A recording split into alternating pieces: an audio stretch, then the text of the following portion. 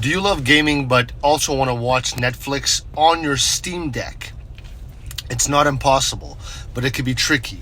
Many of you tried before and it felt frustrating. So don't worry, I got you covered. By the end of this video, you're going to be streaming Netflix in no time. So listen, first, let's get started by installing the Steam Deck Linux desktop mode. Okay? It's going to give you more control. Next, you're going to want to open up your web browser on the Steam Deck and you're going to go to the official Netflix website.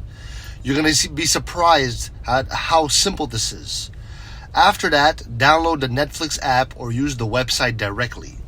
Then, let's make it easier to access Netflix from the Steam Deck menu. You can create a shortcut so that Netflix is always just a click away. So you can even adjust the display settings for a better experience. Lastly, just test it out. Open up Netflix and enjoy streaming your favorite movies and TV shows. It's pretty much it. It's as simple as that. So if this video helped you, let me know in the comments, like, subscribe. Thanks for being here. Love you. Ciao.